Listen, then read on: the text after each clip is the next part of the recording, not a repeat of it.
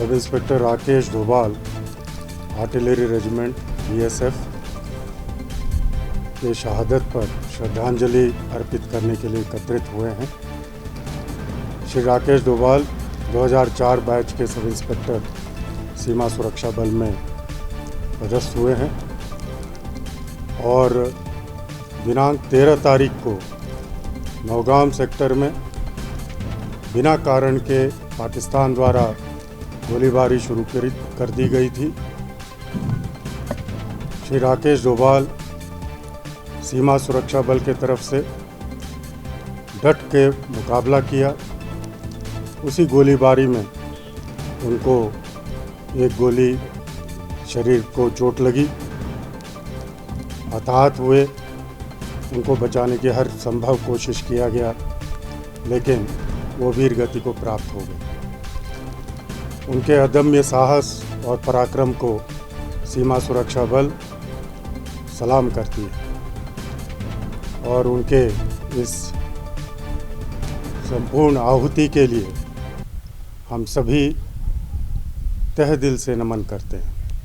उनके परिवार के साथ सीमा सुरक्षा बल खड़ी है और संवेदना तहे दिल से अर्पित करती है। जय हिंद।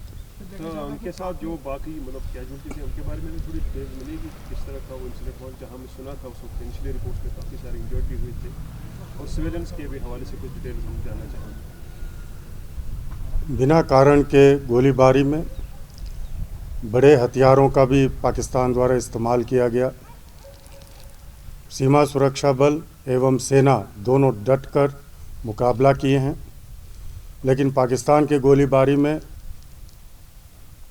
सेना के भी जवान हताहत हुए हैं और वीरगति को प्राप्त हुए हैं तथा उनके द्वारा जो गोलीबारी की गई है सिविलियन क्षेत्र में बहुत ही हड़कंप मचा था और सिविलियंस भी काफ़ी उसमें हताहत हुए।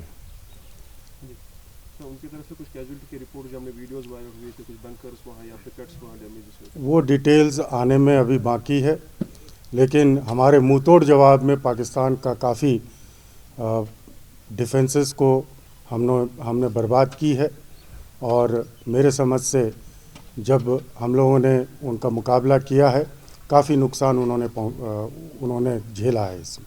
जी बीएसएफ का काफ़ी एक वाइटल रोल रहा है ड्यूरिंग पास बॉर्डर्स पे टू फेस द इन्फिल्ट्रेशन। इस सीज़ फायर वायलेशन के साथ क्या हम ये एक्सपेक्ट कर सकते हैं कि पाकिस्तान की तरफ से बैकिंग की जा रही है इन्फिल्ट्रेशन, बिकॉज जो क्लाइमेटिक चेंजेस होने वाली है हमारे बॉर्डर्स पे या बाकी पाक लंग एरियाज में स्नोफॉल भी होने जा रहा है? वहाँ पे इन्फिल्ट्रेटर्स जो हमें इनपुट्स मिले हैं 250-300 के लगभग हर एक लॉन्चिंग पैड में वो एकत्रित रहे हैं और हर संभव प्रयास करते हैं कि वो देश के अंदर घुसपैठ करें और यहाँ की आंतरिक सुरक्षा को ठेस पहुँचाएं। लेकिन सेना और सीमा सुरक्षा बल इस चीज़ को नाकाम करने में काफ़ी कामयाब रही है। उसी के उदाहरण पूर्व में भी रहे हैं और अभी भी वैसे ही हो रहा है। अभी प्रेजेंट पोजीशन क्या है, अभी कंट्रोल में है या अभी भी मतलब वही? निश्चित तौर पे मैं तो बड़े विश्वास के साथ कह सकता हूं कि जिस तरीके से सीमा सुरक्षा बल और सेना मिलकर एलसी में काम कर रही है, नाकाम करने में काफ़ी सफल रही है। देखा जा रहा है कि काफी कैजुअलिटी हो गई परसों, बहुत सिविल और सेना के लोग मारे गए, तो क्या वजह है, क्यों मतलब बड़े हथियारों का इस्तेमाल किया गया था क्या? हाँ, जैसे मैंने कहा, पाकिस्तान अकारण बिना कारण के बड़े हथियारों के साथ सीज़ फायर वायलेशन किया है, जिसके तहत ये कार्रवाइयाँ हमें करनी पड़ी और हमें भी थोड़ी सी नुकसान हुआ है, जिसमें राकेश डोभाल भी वीर गति को प्राप्त हुई। Sir, do you think Pakistani forces are taking advantage of China's ongoing standoff with India? ये प्रश्न तो मेरे समझ से बाहर है, क्योंकि देश के लेवल का है, इसमें मेरा टिप्पणी ठीक नहीं So है। what is your message to Indians, Americans or the Indian international community after this attack? मेरे समझ से इसमें ह्यूमन राइट्स वायलेशन इसका भी मुद्दा उठाना चाहिए। सिविलियंस को काफ़ी, देश के सिविलियंस को काफ़ी हताहत पहुंची है और काफ़ी प्रॉपर्टीज़ भी नुकसान हुए हैं।